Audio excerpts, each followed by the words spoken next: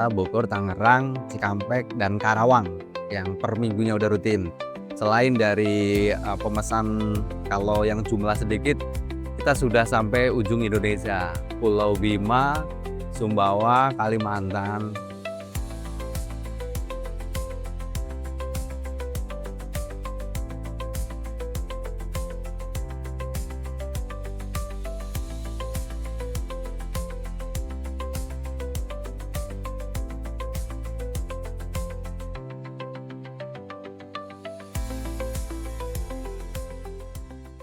Oke, syarat kandang yang ideal untuk ternak bebek bertelur, satu syarat wajib adalah kering.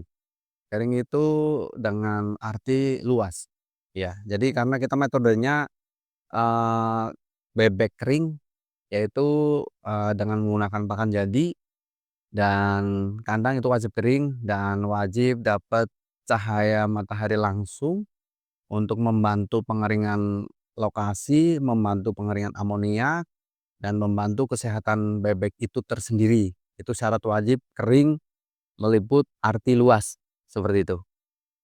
Oke, kita syarat memilih bebek petelur yang baik dan yang produktif adalah satu, usia harus sama. Karena di usia yang sama itu menentukan kebersamaan produksi. Nelornya bareng dan bersama. Jadi di tingkat produksi itu bisa sesuai dengan keinginan di persentasenya gitu. Karena usia sama, otomatis harapan kita bertelurnya bisa bersamaan. Itu syarat wajib di usia yang sama, seragam, seperti itu.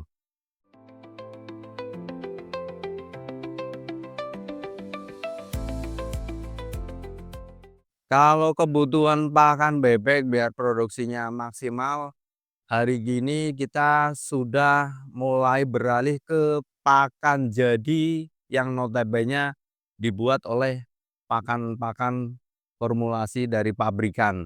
Di situ kandungannya sudah sangat lengkap dan sangat sudah akurat gitu.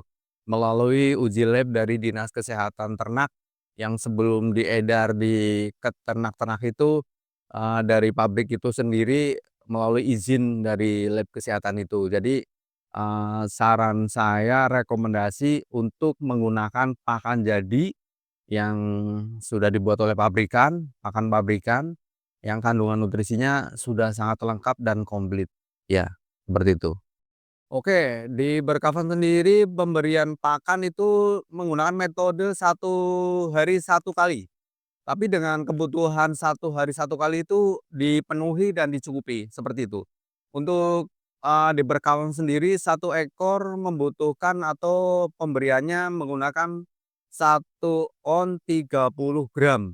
Jadi per 100 bebek 1 harinya memerlukan 13 kilo pakan jadi, seperti itu. Dan metode pemberiannya 1 kali 1 hari di pagi hari. Oke, bebek petelur mulai produksi itu di usia 5 sampai 6 bulan. Dan start dari produksi awal itu bisa bertahan kurang lebih 12 bulan, bahkan bisa lebih jikalau di kandang tersebut itu nyaman, kebutuhan nutrisi tercukupi, suhunya baik, bisa bertahan di 12 bulan up dari awal bertelur, seperti itu. Langkah-langkah menjaga kesehatan untuk bebek petelur sangat simpel dan sangat mudah.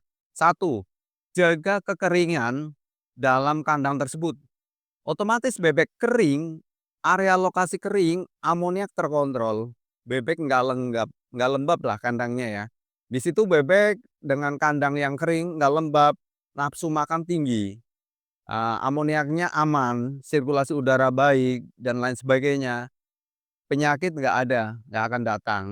Tapi beda cerita kalau kandang tersendiri itu lembab, nggak kering, otomatis bebek becek, dia untuk tidur aja dingin atau mungkin, udaranya terganggu dengan amoniak, nafsu makan berturun, otomatis kebutuhan nutrisi dalam tubuh itu kurang, imun bebek tersebut mudah terserang penyakit. Iya, jadi kuncinya adalah wajib kandang kering. Kandang kering tersebut sudah meliput pasti bersih dan pasti amoniaknya aman kalau kandang kering. Ya, jadi wajib kering dan bersih. Itu aja untuk menjaga mengantisipasi dari kesehatan bebek tersebut. Cara mengumpulkan, menyimpan telur hasil produksi yaitu kita simpan di tempat yang sejuk. Dengan menggunakan tempat telur yang sudah disediakan dicetak oleh pabrikan menggunakan egg tray, ya di situ nanti ditata di egg tray, ditumpuk, ditaruh tempat yang sejuk. Jangan sampai di tempat yang panas atau bahkan terkena sinar matahari langsung, kontaminasi langsung. Yang bisa notabene merusak kualitas kandungan telur tersebut, seperti itu. Kendala usaha di dunia bebek telur adalah di fase penjualan telur yang lesu dan sepi. Itu kendala utama di usaha bebek petelur. Jadi di penjualan yang lesu dan sepi, itu kendalanya. Untuk penanganannya adalah, eee, saran-saran untuk ternak-ternak yang populasi mungkin 100 atau mungkin di bawahnya, itu kalian harus gandeng ke pengepul atau bermitra dengan yang notabene bisa menampung hasil telur kandang tersebut. Jadi si peternak itu aman, aman di saat musim telur sepi pun kita sudah punya rekanan yang rutinan ngambil telur dari hasil kandang tersebut. Itu wajib hukumnya, kalau nggak punya rekanan, yang ngambil telur atau agen telur, kita akan keteter penjualan telur di saat sepi pemasarannya, seperti itu. Jadi kuncinya penanggulangannya, kita harus gandeng agen telur yang rutin mau ngambil telur di saat rame ataupun sepi, seperti itu. Oke, kalau berkafam sendiri itu semua hasil kandang dari kandang berkafam dan kandang teman-teman yang sudah, eee, bekerja sama dengan kita, semua kita produksi di telur asin, heeh. Di situ nanti ada fase sortir grid. Lingkar, besar kecilnya ya udah kita sortir, dan kedua kita sortir dari telur-telur yang notabene retak, nggak layak untuk direndam. Ya itu ada fase sortir, grid dan fase sortir di retak yang nggak layak kita rendam, seperti itu. Kalau telur asin di Berkafas sendiri menggunakan ukuran lingkar 45,5.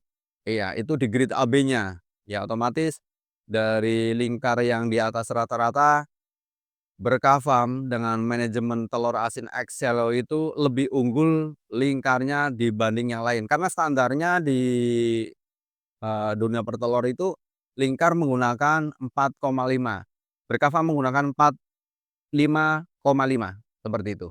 Jadi 4,5. Ya lebih besar lingkarnya, ya di grid AB-nya. Kalau telur asin di telur asin Exello di bawah manajemen Berkafam, menjual dengan metode 2 jenis, yaitu mentah asin, eee ke agen-agen besar di wilayah Jabodetabek, sebagian kecil juga di lingkungan Kabupaten Kebumen sendiri ada yang kita jual dengan kondisi sudah siap saji, yaitu matang asin, ya. Jadi tergantung permintaan pasar, kita layani dengan kebutuhan mereka gitu. Nah, tapi yang paling besar pengeluarannya di kondisi mentah asin, karena mentah asin sendiri itu, ada keunggulannya. Mereka bisa memasak dengan kebutuhan sendiri. Jadi telur mentah asin itu bisa parkir 1 sampai 7 hari itu aman. Beda cerita kalau sudah matang kan harus segera kita, eee, jual atau harus segera kita habiskan gitu. Beda kalau mentah asin itu bisa bertahan lama, sesuai kebutuhan kita. Misal kita di pesanan hari ini ada 1.000 butir, kita rebus 1.000 butir. Dan sisanya bisa menunggu next hari berikutnya gitu. Jadi, paling aman untuk agen-agen kita di Jabodetabek itu pengirimannya adalah mentah asin, seperti itu.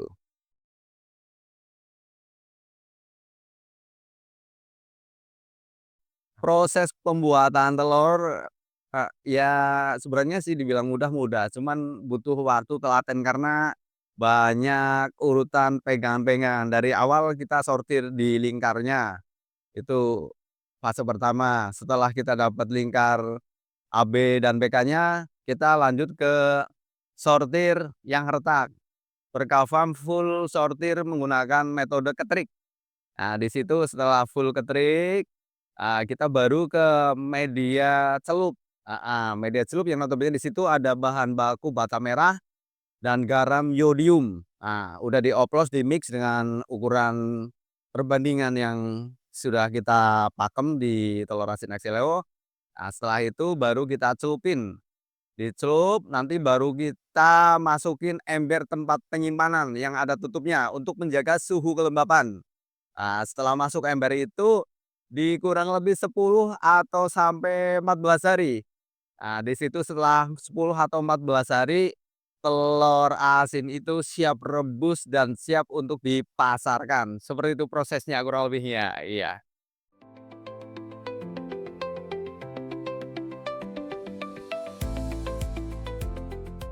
Kalau di telur asin XL sendiri, satu ember dengan grade AB itu bisa menampung 150 butir, grade AB besar.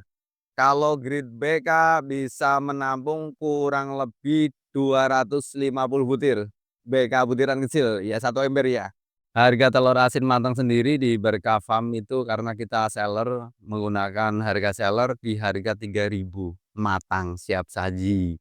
Ya, kita jual murah, yang penting kuantitinya banyak gitu. Marketing kita gitu seperti itu. Kalau yang sudah rutinan itu kita di areal Jabodetabek ada Jakarta, Tangerang, Bogor, sama Karawang, Cikampek. Yang sudah rutin itu ke arah barat Jabodetabek. Iya, Jakarta, Bogor, Tangerang, Cikampek, dan Karawang yang per minggunya udah rutin. Selain dari pemesan kalau yang jumlah sedikit, kita sudah sampai ujung Indonesia, Pulau Bima, Sumbawa, Kalimantan, dan sekitarnya. Itu untuk pemesan yang via online yang sedikit untuk konsumsi. Tapi yang untuk seller agen-agen besar itu di Jabodetabek saja. Seperti itu, setiap minggu.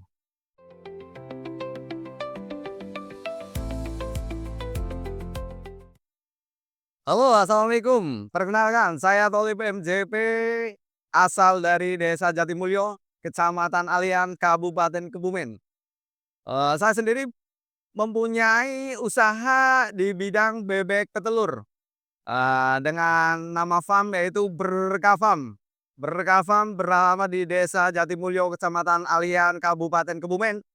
Silahkan para peternak muda ataupun bapak yang mau berusaha bebek petelur bisa merapat ke Berkah Farm untuk sharing cara-cara atau mungkin eh, bertanya tentang dunia bebek petelur di Berkah Farm. Welcome untuk belajar bersama. Ya, Berkah Farm juga menyediakan berbagai kebutuhan bebek dari bebek siapan untuk telur.